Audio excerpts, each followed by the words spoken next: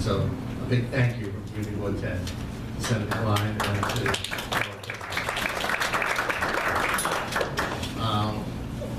moving along,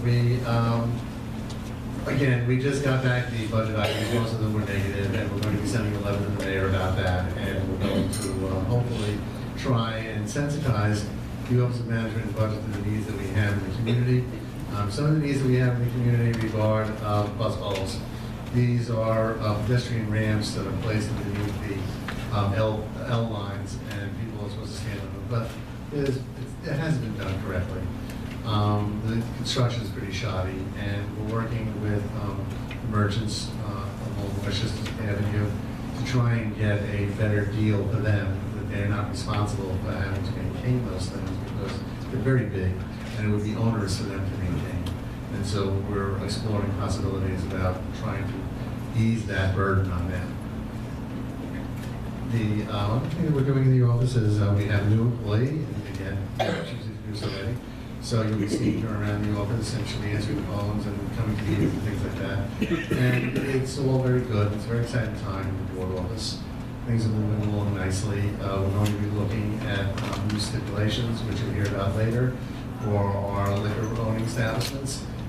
We had a very productive meeting with our the beverage industry representatives in the board at our municipal services, economic development committee meeting.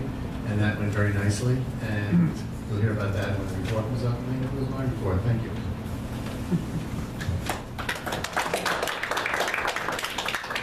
Okay, well, now we do have a quorum, so I will look to have a motion to accept the minutes of the community board number 10 meeting of January 21st. Accept. Sullivan, Mr. Chirico.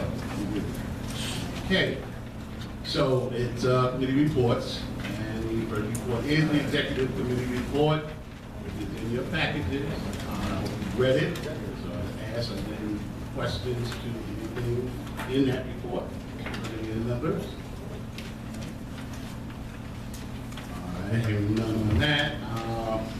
This will speak on the business portion of the bylaws committee.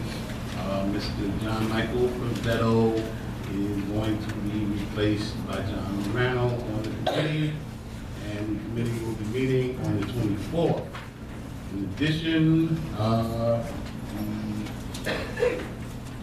the proposal of Ms. Lozano has been corrected, and that's going to be put onto the table as well. So I'm hoping to move forward with that.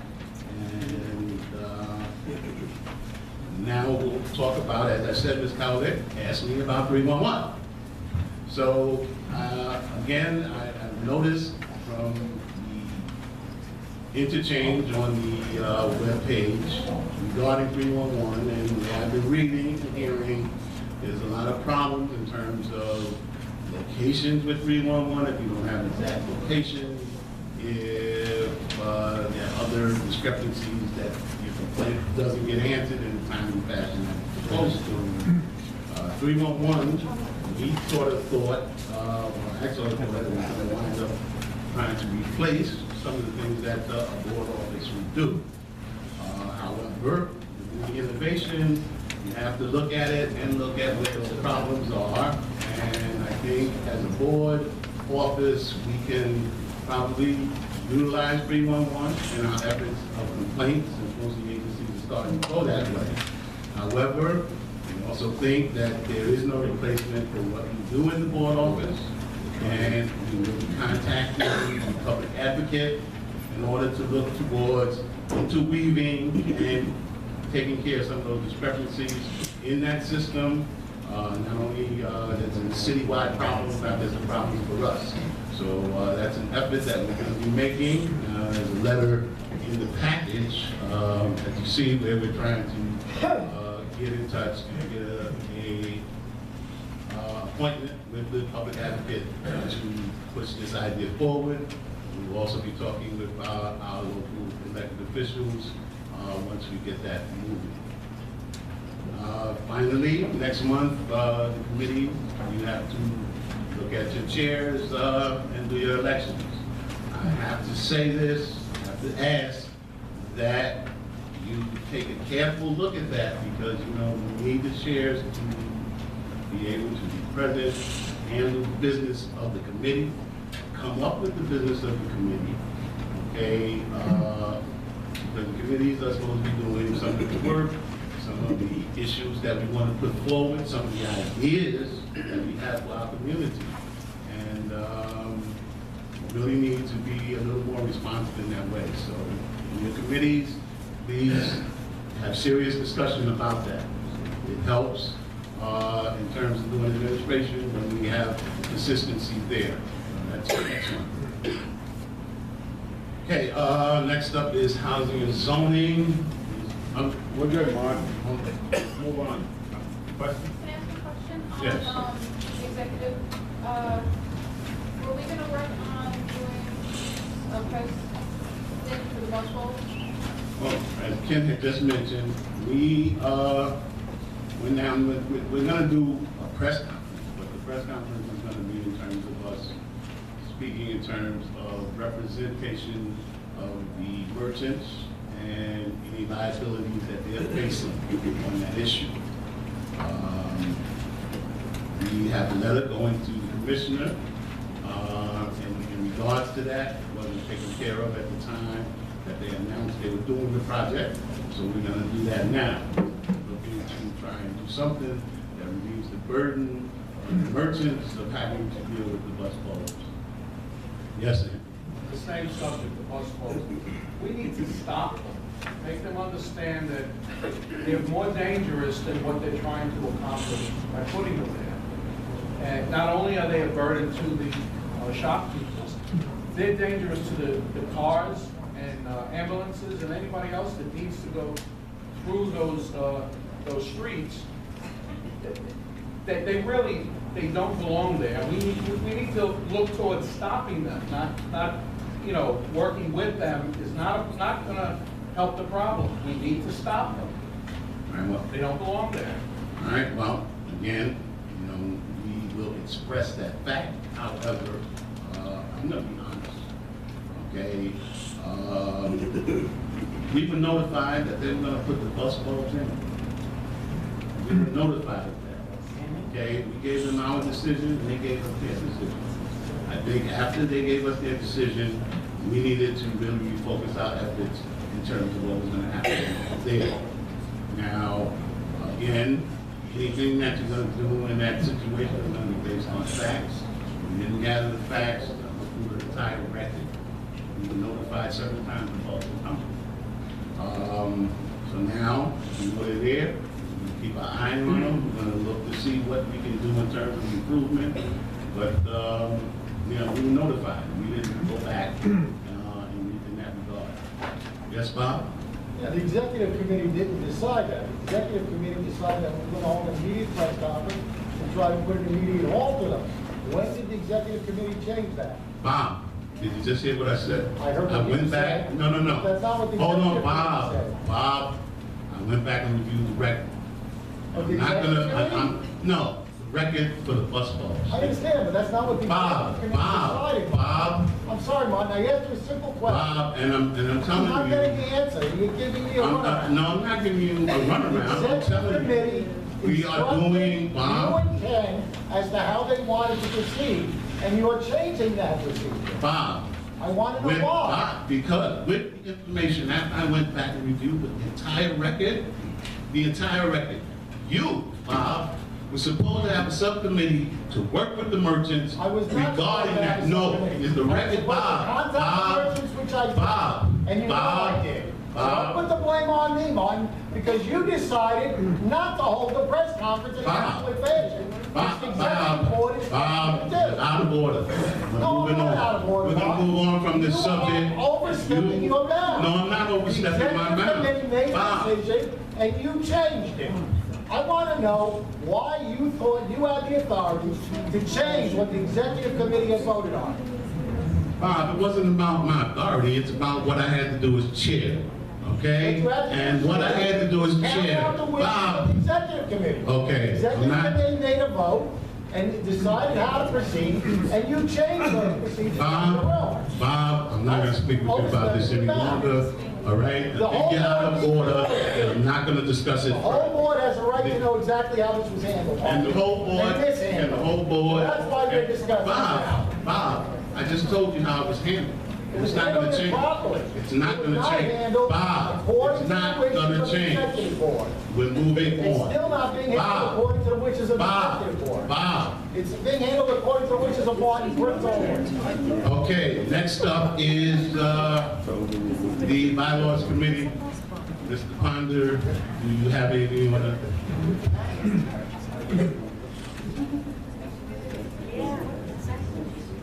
Greetings, fellow board members and fellow committee members. On behalf of the Ad hoc Bylaws Committee, I want to wish you a belated happy Valentine's Day.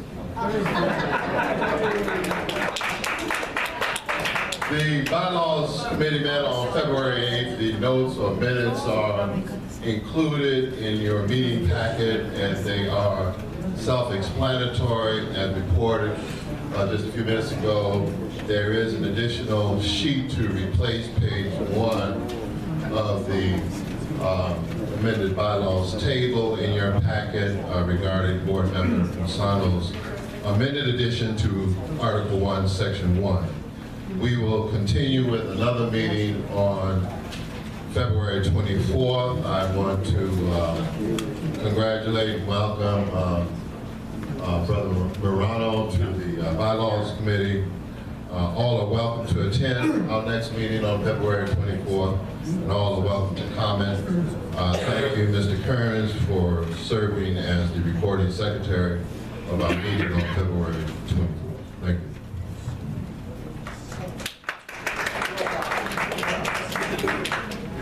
Next up is economic development, and Mr. McQuaid is not here.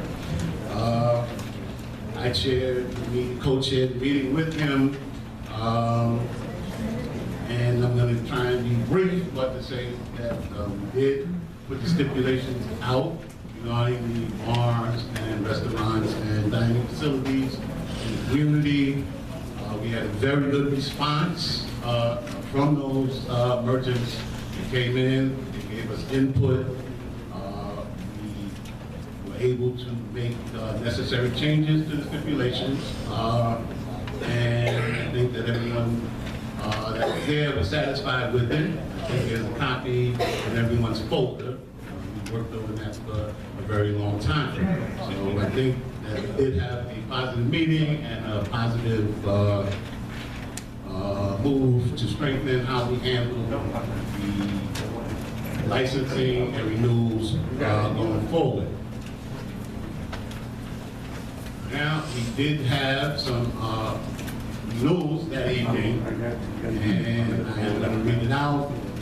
Resolved at the recommendation of the Economic Development Committee, Bronx Community Board Number 10, following establishments have agreed to comply with best management practice standards contained within the stipulations, by signing them and to further agree to attend ATAP training, and that the compliance be sent to the state legal authority along with the resolution and the vote, and copies placed in the board's file.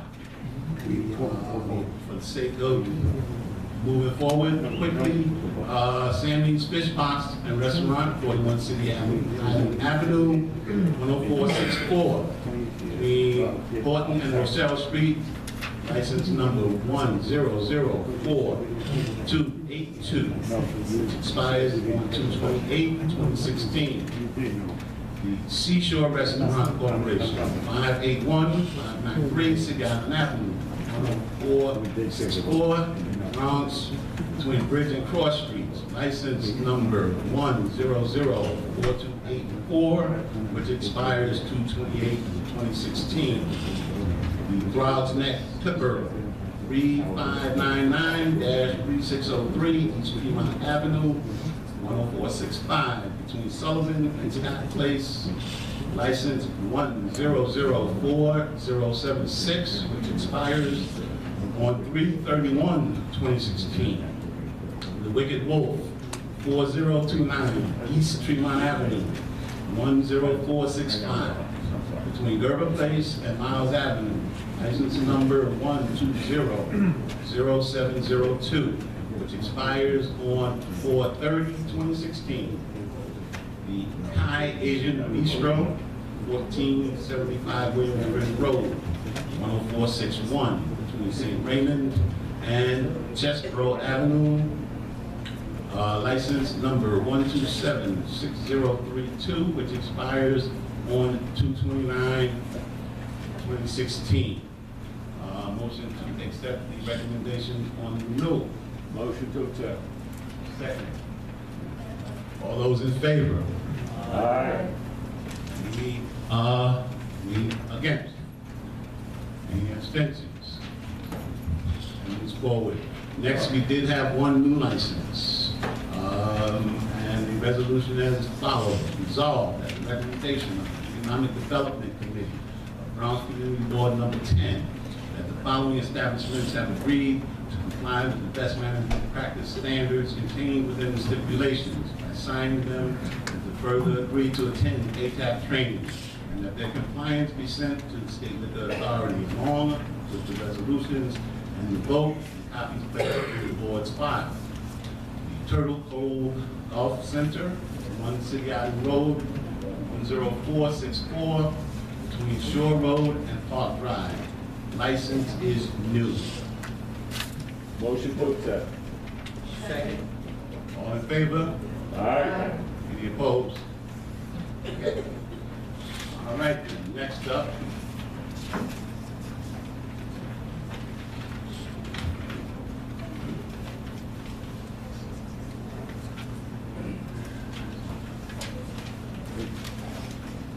Mark, you done with the licenses? Yes, we're done with the licenses. Just a quick thing. Mhm. Did we ever get any more information about the old Mickey's Beer Garden? We were supposed to check into that? We did check into that, and they still don't have the license. Okay, so they don't have the license, but. They don't have the license, so they can operate as a restaurant, but they don't Okay. have, they don't have the liquor license, so they can't. And they have, And we've anything had, else they need? and we've had the police check it on several occasions, and they haven't been serving.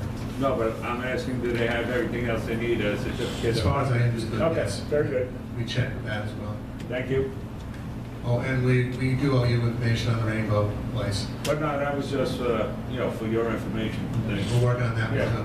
no problem, thank you. Is that a new management? Yes, it is under new management, and they did apply for, they had a temporary license, and the temporary license was removed, and now they're just operating as a restaurant, and as I said, the police have gone out there on several occasions at our request to check on what their activities are, and they have not been serving. Next up is Youth and Education Services.